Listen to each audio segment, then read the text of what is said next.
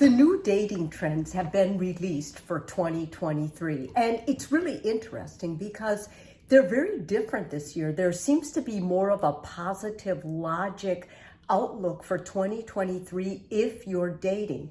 What else has made this really interesting is the poll includes more nationalities, more genders, and not only that, but more ages. It seems like a lot of people who have been single for a long time, after that 2 years in the pandemic, they too have entered the dating pool.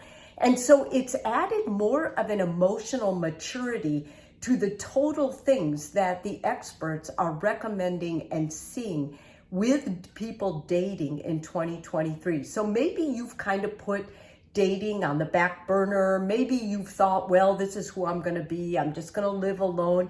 You might want to reconsider that. I'm going to go through these 6 new dating trends, and as I go through them, I'll explain a little bit why this may be, but also I think it's important when you do go on date, start looking for these things, because you might just be in a group of people that are dating really young. And of course, age does really affect which of these are going to be more highlighted in your particular situation.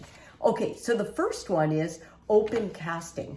What I mean by open casting is experts are seeing more and more people who are looking for emotional maturity over looks. They're not as worried about ethnicity. They're not as worried about where the person lives. They're more concerned that that person is intentional and that they're also emotionally mature. So there seems to be more of a logical thinking, looking for a lifetime partner. The second one is expect more guardrailing. Guardrailing is a buzzword they're using now for boundaries, and there's much firmer boundaries. People have been isolating for 2 years during the pandemic, so they have learned how to get along with themselves, like themselves, and they're much more protective of what they have, of their heart, of their values, and everything else. And they're not afraid to advocate for that, which I see as a very positive point, as long as they can communicate that to a potential partner. Thirdly, there's an improved work-life balance. People are no longer expecting to derive their life value or their meaning for life through their work. They're really looking for more space in their relationships, for more breaks, for times to share together.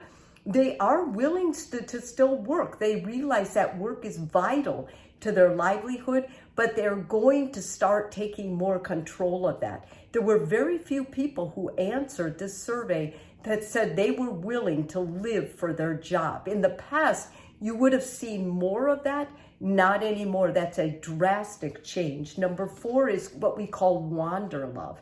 And that means wander as far as, because more and more people are working remotely, they're used to meeting other people on Zoom, and not only people from other regions of where they live, but people from different cities, states, and countries. And they're much more likely to have these long distant relationships where they meet up on social media, FaceTime, Zoom, and that they feel connected. They have learned to connect via their internet, via their phone.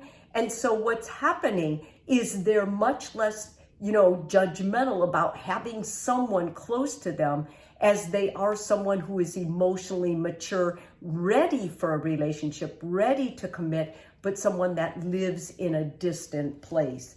The 5th one, men are rejecting these old masculine roles.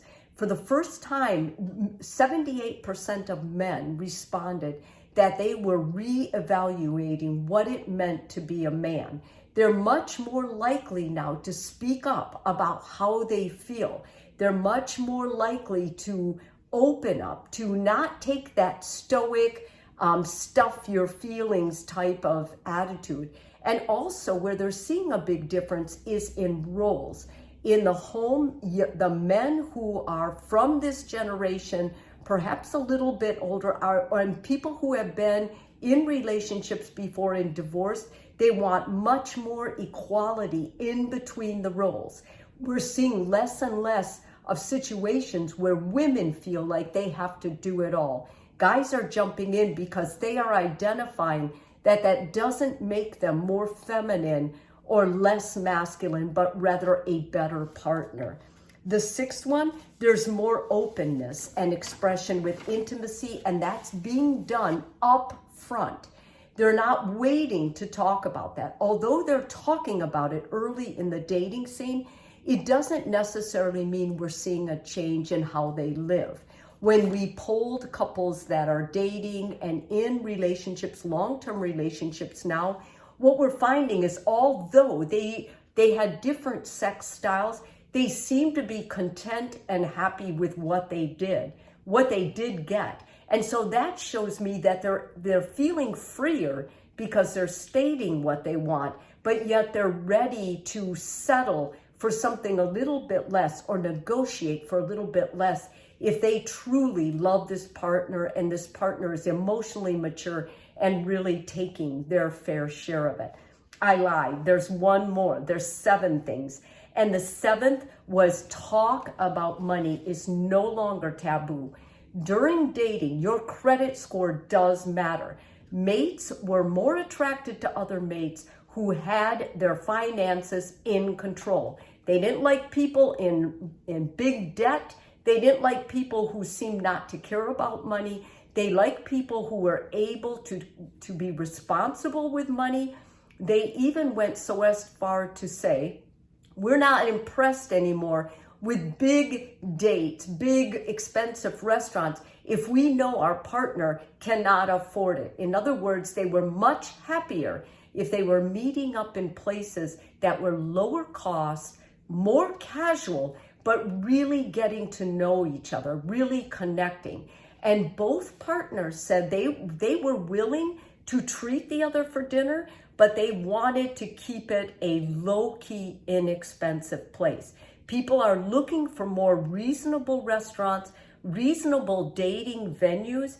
They understand that it's not about trying to influence the other person, especially if you're more concerned with getting to know this person and committing, perhaps forming a long-term relationship. That was more important, which I see as a very positive thing. Overall, I think the dating trends for 2023 are really optimal. I think it shows more openness, more communication, more honesty, and more authenticity. Plus, I think when couples talk about money, talk about sex, talk about the way they communicate and negotiate, if they can trust each other, you've got the beginnings of something very potentially great. And if you can work in that category with those particular characteristics, you're going to do a good job dating in 2023.